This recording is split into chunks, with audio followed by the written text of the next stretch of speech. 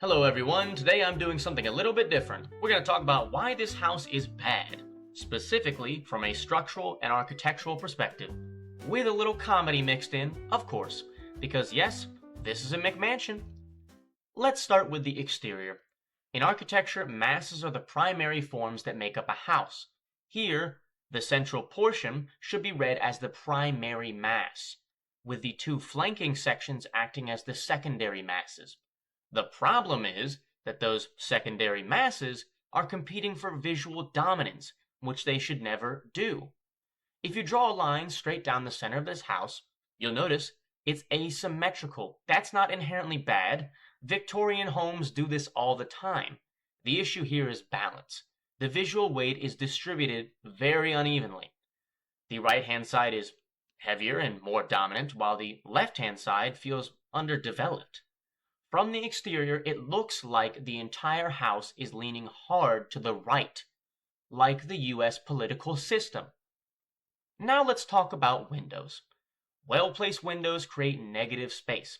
They break up massing and establish rhythm. On the top level here, we get a clean row of 3 evenly spaced windows. That works.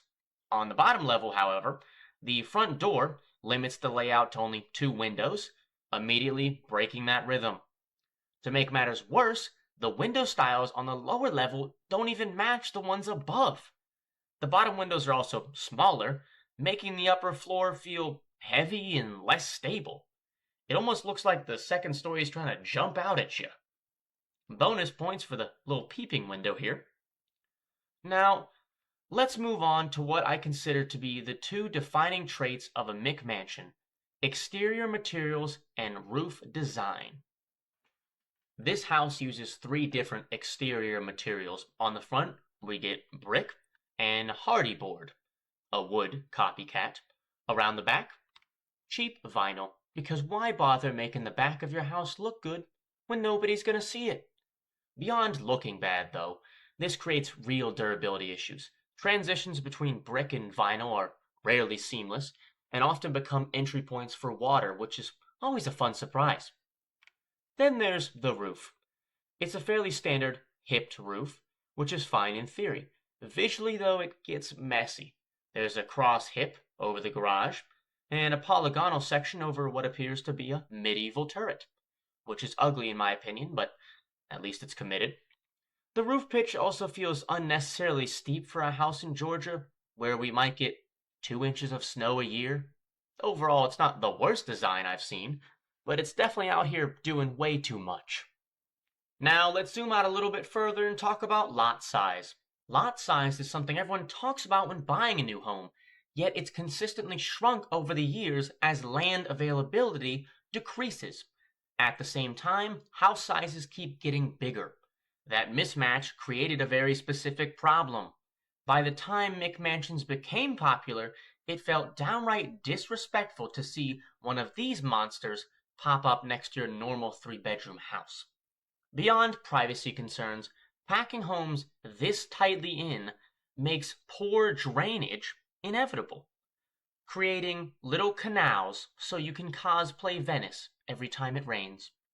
Developers also remove mature vegetation in favor of the manicured lawns, eliminating natural water absorption.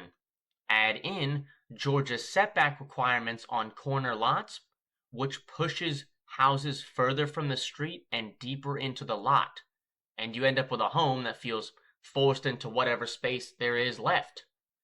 All of that exterior pressure inevitably bleeds into the interior. So let's step inside. When you enter the home, you're greeted by a narrow hallway, one the property brothers would confidently claim they could open up by tearing down this wall. Except here, you can't. That wall is part of the structural load. Want to open up the kitchen for better sightlines? Nice try. The 5th bathroom's in the way. And that bathroom also helps support the staircase above it. This is a reoccurring issue in the house. The layout isn't dictated by the livability, rather by the structural constraints. The odd footprint forces the builder to maximize square footage within an awkward shape, and because the buyers love more space, developers are only happy to comply. Here, a traditional grand staircase was never an option, because the home's width is compromised by the extra bedroom and the strange medieval turret shoved onto the right-hand side. In an attempt to create open concept, a massive living area was carved out, stealing space from both the dining area and the kitchen. It still doesn't feel open.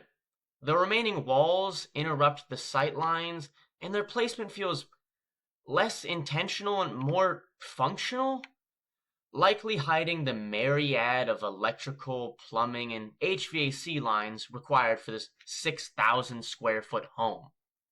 I'll briefly scroll through the rest of the house because it's just cheaply constructed box rooms stretched across 3 floors.